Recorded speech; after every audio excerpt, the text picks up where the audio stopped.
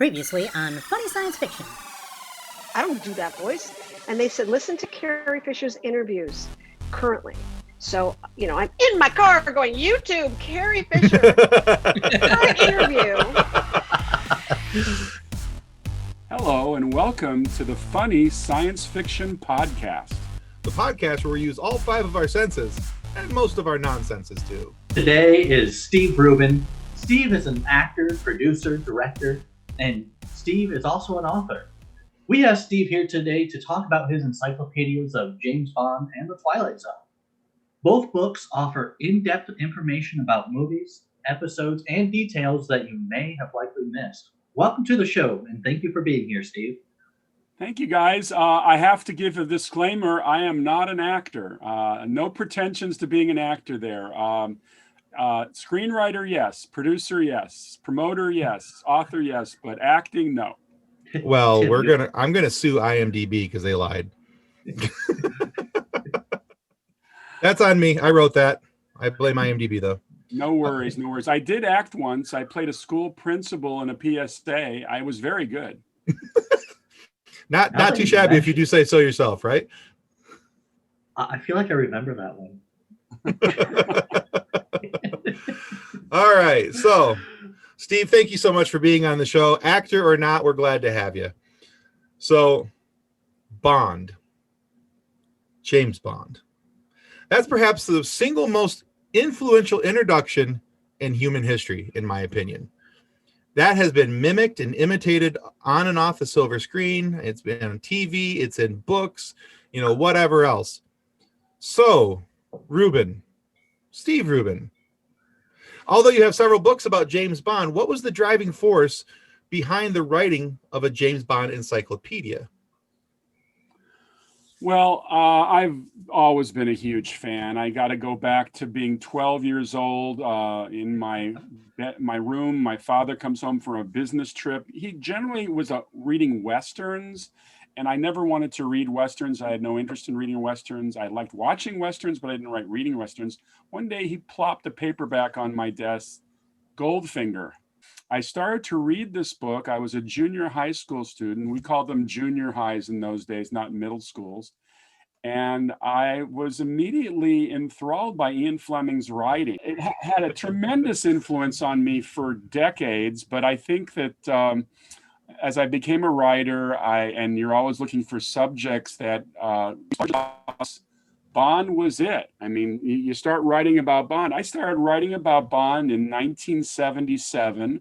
So let's see, that's 44 years ago, and I'm still writing about Bond. So there are very few subjects you can continue to write about for 44 years. And when Contemporary Books of Chicago approached me in 1990 and said, we've had success with a Marilyn Monroe encyclopedia, we've had a success with an Elvis Presley encyclopedia, could you do a James Bond encyclopedia? Well, I had already done what was essentially the first behind-the-scenes history of James Bond. It was published in '81 called the James Bond Films, a behind-the-scenes history. So I had a ton of material, ton of interviews, and it's been an organic process ever since. Putting together the encyclopedia, and this is the 4th edition, is just fun.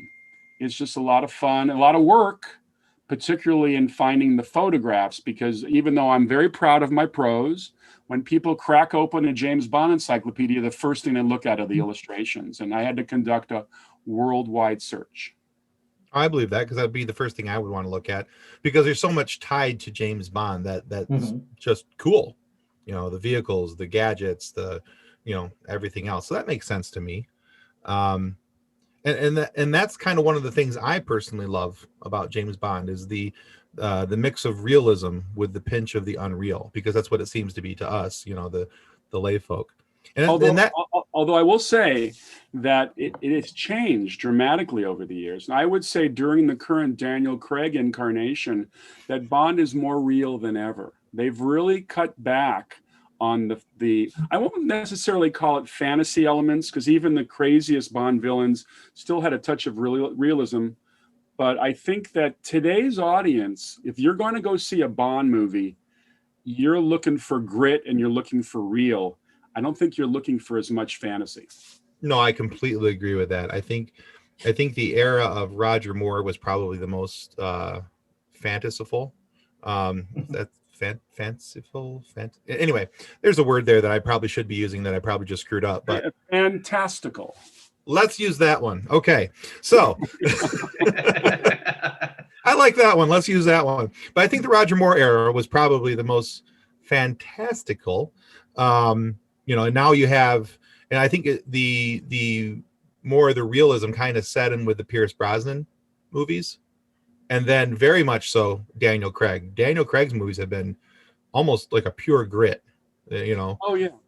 And So, you have to look also at the competition. When Bond debuted in 1963 in the US, there was no competition. But today, you've got the Bourne series, sure.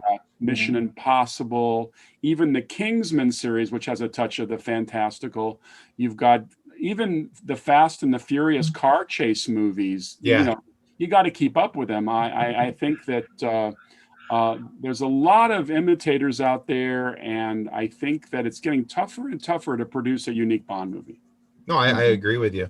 And like I said, I grew up though watching, of course, the Connery and the Roger Moore era. I really wasn't a fan of the Timothy Dalton's movies. But one of the things I loved about Bond, like as I was saying earlier, was the pinch of real with the unreal. And it kind of reminds me in a way of, you mentioned fantasy, but science fiction. There's the gadgets, there's the cars, and with Roger Moore, there was space travel. So, in my opinion, James Bond is low-key sci-fi. So, in your opinion, what's a sci-fi universe that we might be able to see James Bond slip into as a character? That's a loaded question, because I think that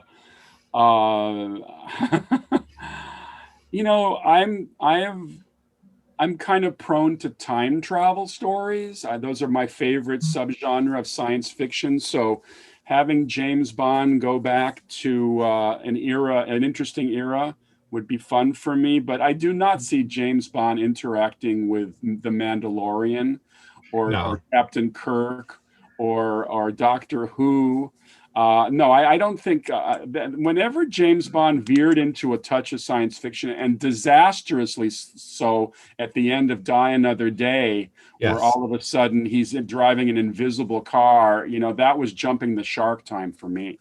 Mm-hmm. So I don't think there's really a good answer for me on that one, because I think that I don't like science fiction and James Bond. I keep them very separate. Okay. That's solid. See, the only way that I could tie it in, because I thought about that before I asked you this question, and the only tie-in that I could find, because I, like you, couldn't find a world or a sci-fi universe that I thought he would fit into. Star Trek and Star Wars, the two biggies, were automatically out. The only one that I could see it possibly working in, he wouldn't be a main character. And that's the Marvel universe. He would have to be an agent of S.H.I.E.L.D. like Agent Coulson, like a British version of the Agent Coulson from the Marvel universe. Dressing sharp, have all kinds of cool gadgets and gear and toys and all these things, but not a main character. And so that I don't know that it would really fly. But I was just kind of curious to see what you thought about that. Nah, I don't like it. I don't like it. I'm okay with that.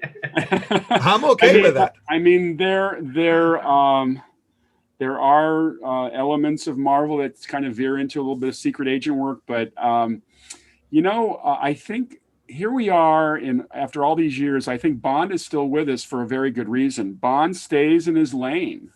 Basically, if you know what you're going to get when you get a James Bond movie, and one of the things that really is never really stated much is these are family movies. I mean, you never see naked women, entirely naked women. You never right. hear the F-bomb. I think they want to keep their family audience. And I also think that there's enough garbage going on in the world that Bond has enough missions to last for the next 2 centuries. Agreed. We joke that Bond was forever. I think it's true. I mean, if I could predict what series will still be playing in the 2100s, it'll be James Bond. I think I tend to agree with you. There's so much there that he can write, that can be written about and for him. And, it's all, and it's just, in my opinion, it just comes down to making sure you have the right actor for it. As Right. long as he is cast properly, it's not going to be a problem. And I remember when people, lost their hats when Daniel Craig was appointed as the next Bond, because, oh my God, a blonde Bond, what are we going to do? I was one of those people. I said, who the heck is this guy? And a blonde? Give me a break. I'll tell you, after 10 minutes of watching Casino Royale, my jaw dropped. I said, who is this guy? And he just blew out everything in that first movie. And even though the movies have not been consistent, he's been consistently great. Mm-hmm. Yeah, I think I remember back when Pierce Brosnan came in, I was nervous about him being Bond because I remembered the only thing I really remembered Pierce Brosnan from, in all honesty, was Remington Steele when I was a kid. And I never liked that show. And I thought, oh man, he's just going to do Remington Steele all over the place. But he didn't. I thought he did really well with it. So Pierce was great. I don't think the movies were as great, but I think he was better than the movies. He was much better than the movies. Yeah. So one series I enjoyed reading was the Young Bond series. It was like his adventures and like the villains that he came across before becoming like an official agent, and like how even as a teen he was clever and a little bit of a rebel. Are you familiar with those? I am not. Sure. I am not. I'm kind of a little bit of a purist. In fact, I think I read one of the novels published after Ian Fleming's death, or maybe two, and I just didn't. It's like with the Twilight Zone. You asked me if I've seen all the color episodes, and I just kind of disavow them. Twilight Zone is black and white, and that's what I stick with, and that I won't change. But with Bond, I haven't tapped into the young Bond ideas, although I had the idea a few years ago that if they were ever going to reboot, they could do an origin story of how James Bond won his 000, which is kind of what Casino Royale is. I mean, Casino Royale is kind of is an origin reboot. Yeah, Casino Royale leading into Spectre, and there's all those have a very gritty beginning for him. Yeah. So what would be like another character that you would like to see turned into like a young adaptation of a character? That's a very good question. From the Bond series or anywhere? Anywhere, or even the Bond series, yeah. Our answer to that question is yes. Well, they did it well with Indiana Jones. I thought River Phoenix was wonderful in that part of the movie. I would have to say it would be hard for me to think of somebody. I mean, we've seen all the superheroes kind of in a young fashion, kind of. I mean, young Spidey, and we also saw the origin kind of in Harrison Ford, a Han Solo opening. I can't think of anybody off the top of my head.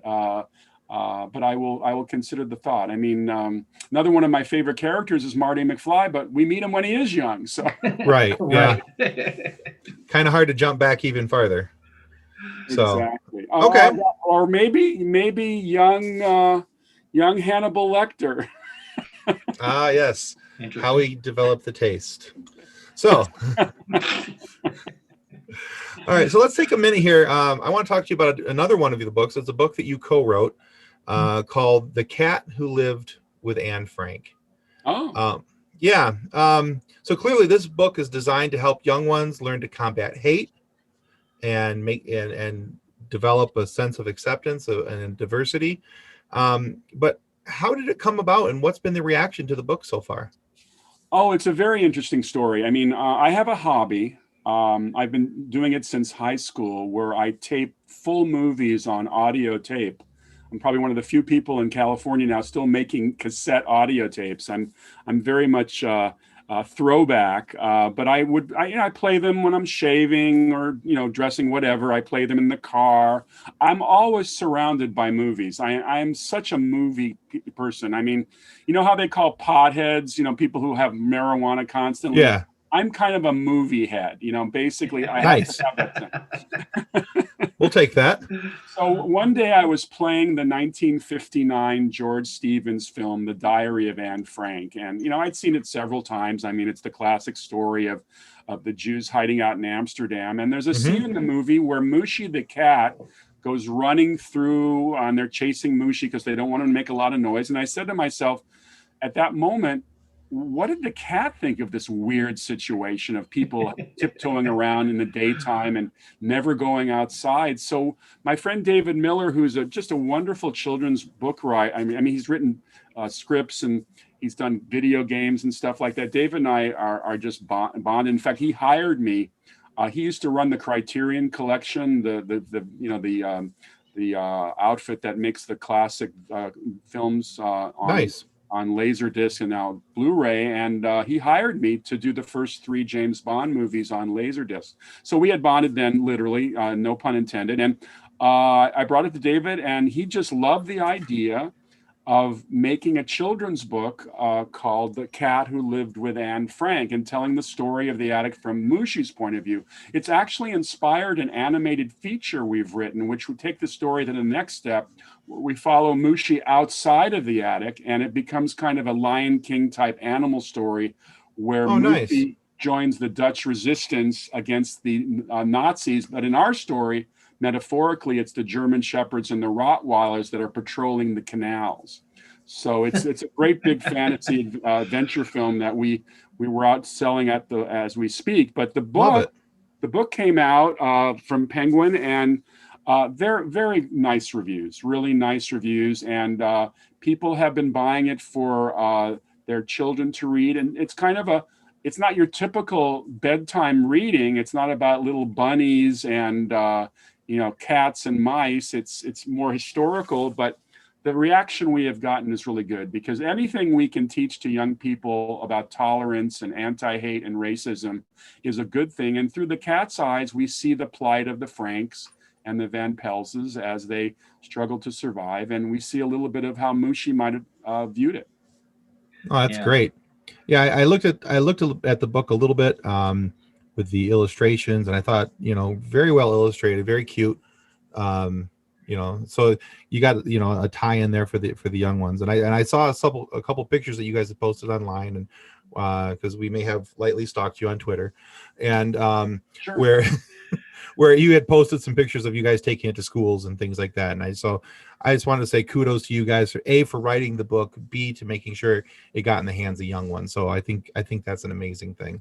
Well, thank you very much. And with a little luck, maybe we can get the movie going, because the movie is quite an adventure. Yeah, I would be interested in seeing that. So I think that'd be cool. So we do need to take a minute here to discuss another one of your encyclopedias. That is, of course, the Twilight Zone Encyclopedia. So through the writing of this book, you talk about the episodes, the writers, actors, and so forth. What is your favorite story that you stumbled upon about the Twilight Zone that you can share with our listeners? That's a very good question. I actually have a couple of different ways to answer that. I'll give you a story that you could actually play the Twilight Zone theme in the background while I'm telling it, because part of my research was developing a very good relationship with Rod Serling's widow, Carol. And one day I was over at Carol's, because she would give me access to photographs and filings, all of the contracts, so I could actually tell you how much an actor made in an episode. And one day I was asking her about Rod's kind of work methodology. How did he work? What were some of his influences?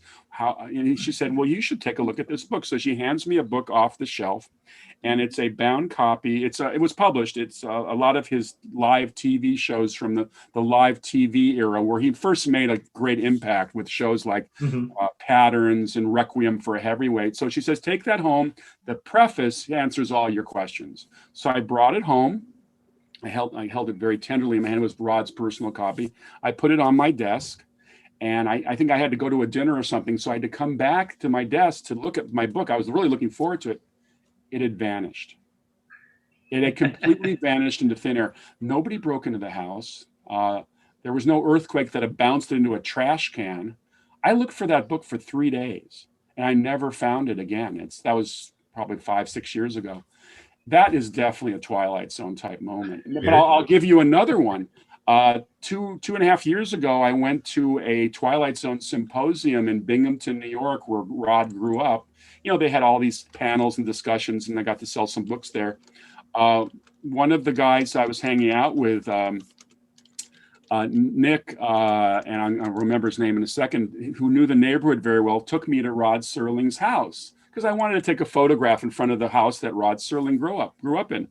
And we took it. The lady came out who owns the house, offered to take a picture of us standing in front of the house, which is great. I said, thank you, and walked away. I'm looking at the photo later on. It's in black and white. Now, you can't create a black and white photo on an iPhone unless you actually, set it for black and white photo. Can you explain that? That's weird. It was weird. But getting back to the book, there are a lot of great Twilight Zone stories I learned. I think, let's see. I think it was Cliff Robertson was coming out to be in one of his 2 episodes. It was either The Dummy, where he plays the ventriloquist, or it was the one where he's the Western, person leading the wagon train for the time travel episode, 30 yards over the rim, 100 yards over the rim. And apparently he was kind of squawking. They wanted him in on a Friday. They weren't going to shoot him till Monday. He kind of stood his ground, would not fly out on the day they wanted. The plane he was scheduled to fly out on flew into the Hudson, and everybody on board was killed. So I thought that was quite something for Cliff Robertson. And then Cliff Robertson also said in an interview that when the 9/11 disaster took place in New York City, he was flying his private plane over the city at that point, and he was right near all of that. So that was interesting. Very interesting. I also learned that Bob Cummings, who stars in the first episode of season 2 about the B-25 plane in the desert, that his godfather was Orville Wright. And that's cool. And Cummings, who's playing the bomber pilot of a B-25 World War II bomber, had one of the first private plane licenses in the United States. So in digging down into these people's lives and learning something about them was interesting. I also discovered that some of the people had some rather dark endings. One of my favorite episodes, which was a challenging episode because Paul Douglas, who played the baseball manager in the Mighty Casey episode, which was the baseball episode. Yeah. He died. He was dying throughout his episode. And when they looked at the footage at the end of the footage, after the end of the show, he looked awful. So they decided they had to reshoot it. And that's why Jack Warden was brought in to play the manager of the Hoboken Zephyrs. But the actor who played Casey, the baseball pitcher, who actually turns out to be a robot, he was involved in a manslaughter or some kind of altercation and ended up going to prison. Wow. He may still be in prison as far as I know. So there were some stories like that. And then Gig Young, who was in one of my favorite episodes, Walking Distance, where he plays the burnt out advertising executive who takes his car into the shop and then walks down the road to his hometown.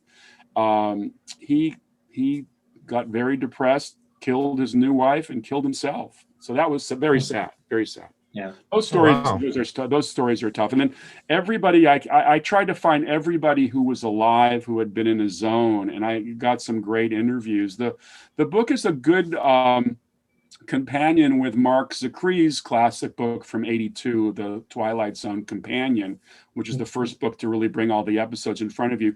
My book is more of a formal encyclopedia where there's literally an entry on everything involved zone-wise. Nice. Gotcha.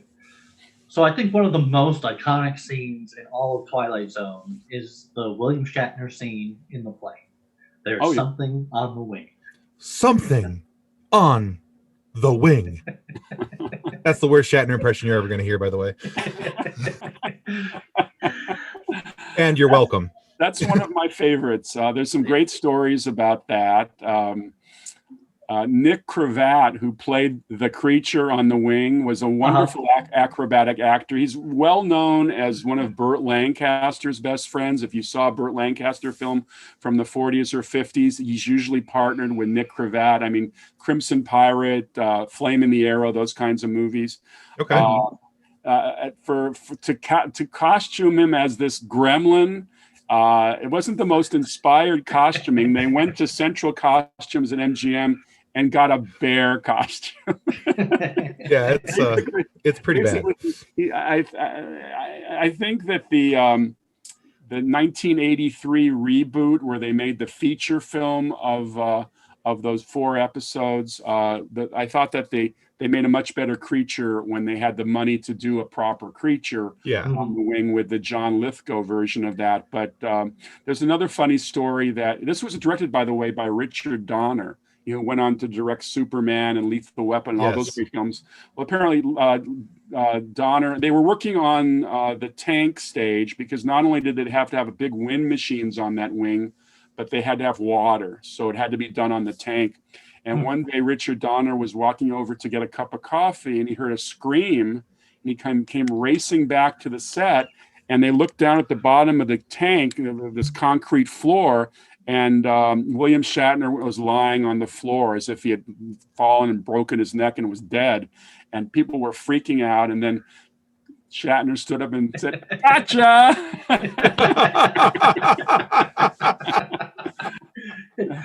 Moments like that can be a little crazy. Love it. That's a Richard Matheson episode. And Richard apparently was on an airliner looking at some clouds one day and thought he saw somebody skiing off a cloud. And I think that eventually became the idea for Nightmare at 20,000 feet. Nice. Well, that's cool. That's awesome. So what are some other iconic characters like William Shatner that became famous that we may not have known of in the Twilight series? Oh, sure. Well, Robert Redford, who had already made some live TV performances. In fact, he had starred in Rod's Holocaust drama, In the Presence of Mine Enemies, playing a young Nazi. So he comes into the episode, and after watching, there's 156 episodes, so sometimes I forget the title of it, but this is the episode where the old lady's living in this condemned building, and she gets a knock on the door, and she's very fearful about the angel of death, and it's just a New York City policeman played by Robert Redford, and it's a great episode. And I think Redford, I mean, in the history of Hollywood, is there a better looking actor when he first started out? I mean, Redford was the poster boy for poster boys. Also, Charles Bronson early in his career, the start of, I believe, the 3rd season, episode 2, with him and Elizabeth Montgomery playing an American and a Russian soldier in a burned out town. That was a cool episode. And we didn't really know much about Bronson at that time. I mean, he'd done some films, but this is pre The Magnificent Seven, pre The Great Escape. Okay. He's great. And let's see, just some other actors. I mean, James Franciscus, who would later go on to be Mr. Novak, and the one about the insurance executive, I forget the name of that one, but he was in an episode with Nehemiah Persoff about a U-boat that's stalking a freighter. It turns out to be a ghostly U-boat, kind of a Flying Dutchman story. They're wonderful actors all over the place. But not only do I do the lead actors, but I also, in my encyclopedia, talk about some of the supporting players who really made those episodes great. And I still, to this day, maintain that in the history of television, there has never been a better cast show than The Twilight Zone. Yeah. All right, cool. So let's go back to James Bond for a moment, and let's talk vehicles.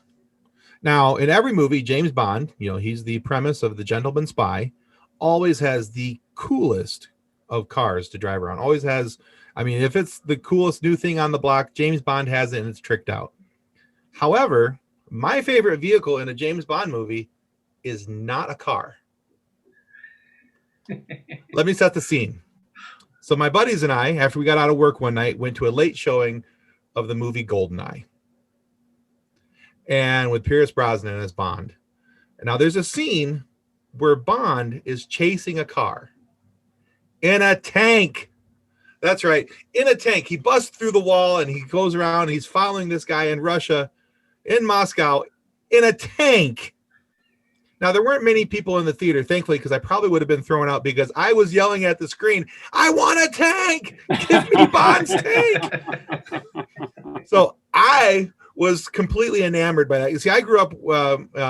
My best friends and I, we always grew up. We watched Bond like nonstop. We had one of my buddies, his family had the entire collection on VHS. And for the kids that are listening, those are old cassette tapes you'd put into a movie player and it'd play it, and then you'd have to rewind it to watch it again. So anyway, enough for the history lesson.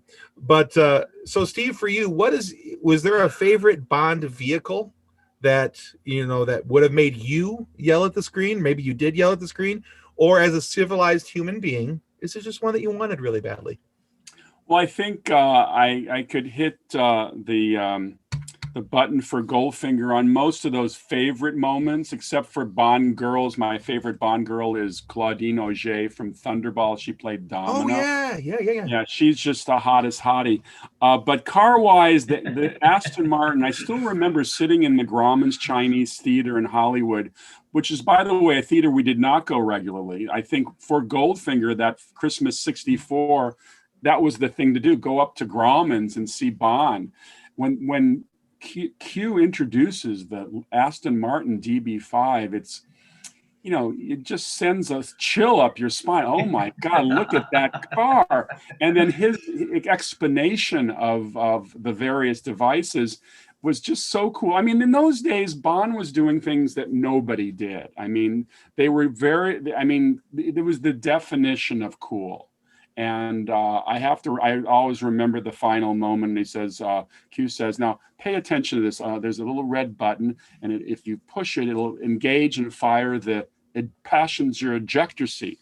And Sean Connery looks and says, ejector seat, you're joking. And Q says, I never joke about my work. But the Aston Martin has kind of become the iconic Bond car, and it's come back through in the Daniel Craig series. It's kind of it's kind of a quaint car now when you look at the more modern Aston Martins, etc. But I'll tell you, I think probably toy-wise, the original was a big collectible for years, and nothing has quite done the same for it. I mean, I admire the new Aston Martins; they're very, very nice, but just something, the impact of that car, with the revolving number plates, the bulletproof screens, the machine guns, the oil slick, the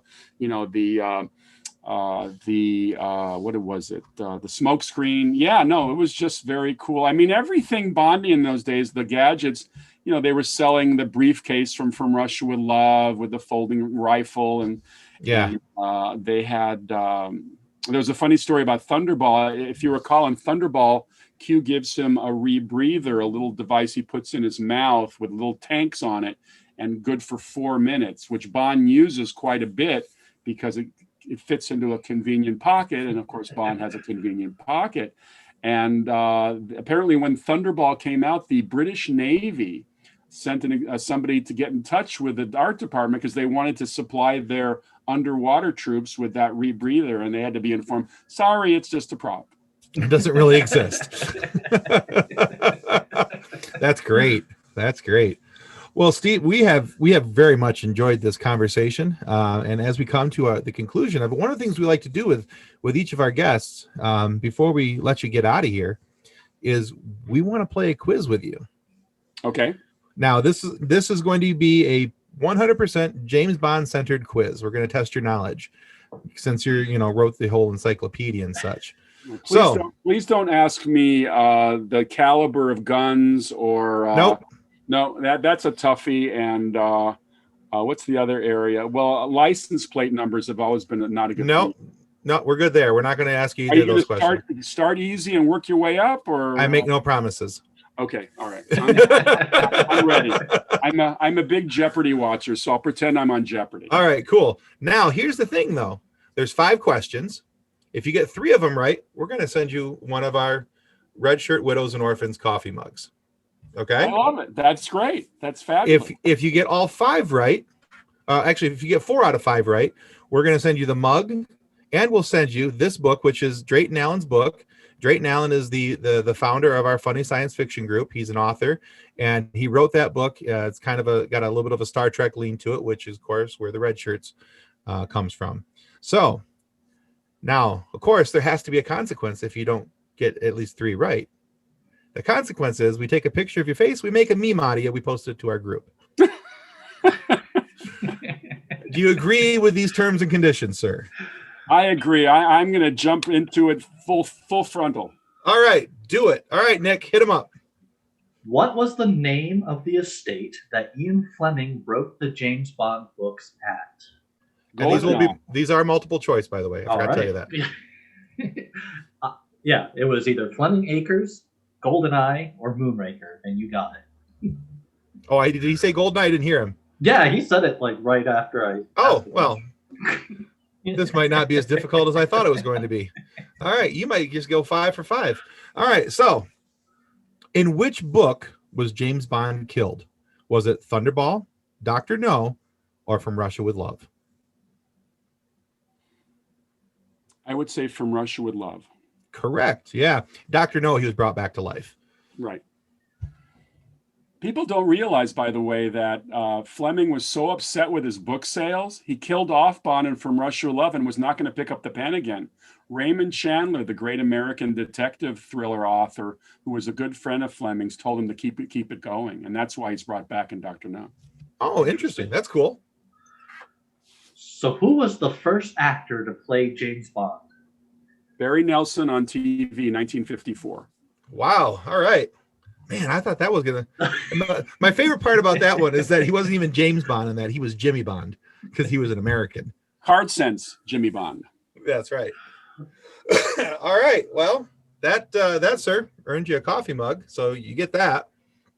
All right. So which Bond film has won the most Academy Awards? The Man with a Golden Gun, Skyfall, or Dr. No? Skyfall. That's right. 5 of them, in fact. In 2012. So that gives you the coffee mug, and Nick will show you your other prize because he has it right there, the book. You get them both. So hang on, after we're all done here, we'll get your mailing address and all that fun stuff so we can send those off to you. And to see if you can go 5 for 5. Just for Nick, funsies. This is for funsies at this point, yes. Who is the only actor to drop a knee during the gun barrel opening sequence? Was it David Niven, Barry Nelson, or George Lazenby? I'm going to say George Lazenby. Yes. That's correct. And fun fact, all of these actors only played Bond once. All right, I have one more question. I'm going to throw it at you because you hit all these other ones. So if you could get those, you'll get... I have confidence that you'll get this. Who played Bond more often? Was it Sean Connery or Roger Moore? It's a tie. They both did 7.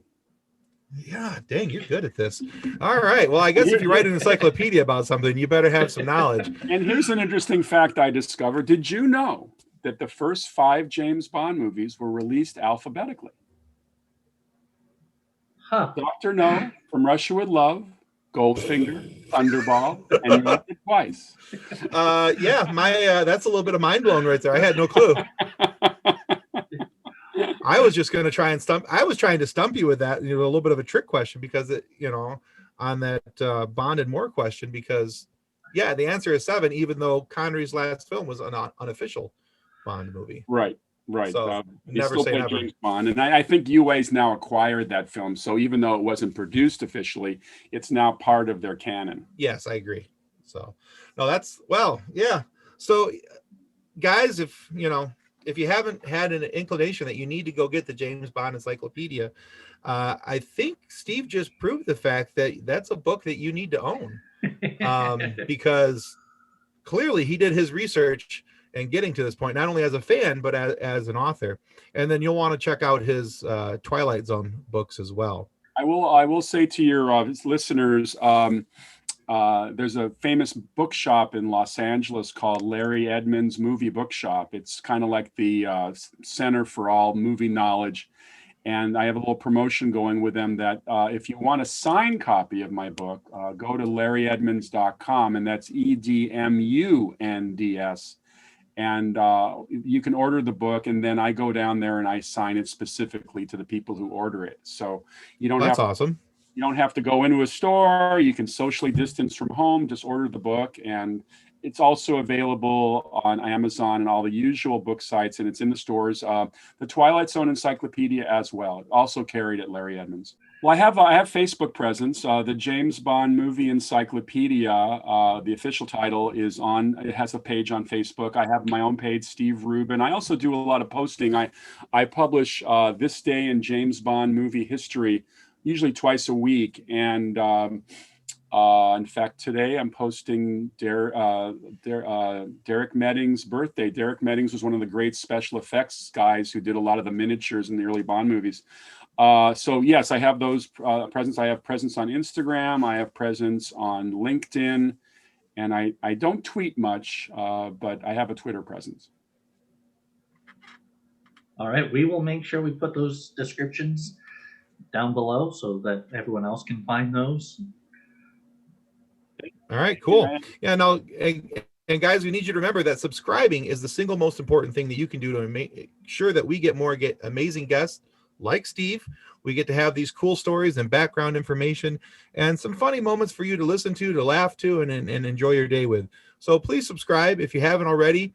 And also go check out Steve's work, because he's got some really cool stuff, not just what you're seeing here. You were going to say something, Steve? No, I was just going to say how much fun it was with you guys. I can see why you have a successful podcast, because it's just, you guys are a lot of fun. Oh, thank you. Thank you. And, guys, if you're not happy with the content, if you're not having fun like Steve has been having fun, and you're not happy with the content of our videos, just let us know. And we're going to have Steve here get us in contact with that Bond villain, Jaws. And he's going to eat through your fiber cables at home. No more internet means no more issues. You're all set. Well, thanks again, Steve. Thank you, Steve. Thank you so much for being here. Bye. All right, everybody. Thanks for watching. Bye. Our show is brought to you by our charity sponsor, the Red Shirt Widows and Orphans Fund. Imagine the comfort that you'll give Red Shirt crewman number 002. And you'll know that when he puts on the red shirt and sent on a training mission to evade British SAS patrols and penetrate the radar installations on Gibraltar, getting shot 6 minutes into episode 14, that he didn't leave his family destitute and without hope, because the Red Shirt Widows and Orphans Fund has his back and 3 fingers. But none of his toes. On behalf of the rest of the hosts of Funny Science Fiction, we'd like to thank you for listening to this episode. If you'd like to be a guest on one of our future episodes, please contact us by means of our Facebook group, Funny Science Fiction. You can find us on Twitter or Instagram using the handle @FunnySciFi, or you can go to DraytonAllen.com and click the Contact Me link at the bottom of the page. Thanks again. Hope you enjoyed the episode. Copyright 2020 by Drayton Allen. Original music by Jordan Michaels. Reference to any specific product or entity mentioned in this podcast does not constitute an endorsement or recommendation of or by Funny Science Fiction or its sponsors. The views expressed by guests are their own, and their appearance on the program does not imply an endorsement of them or any entity they represent. If you have questions about this disclaimer, please contact us via email at DraytonAllen@DraytonAllen.com.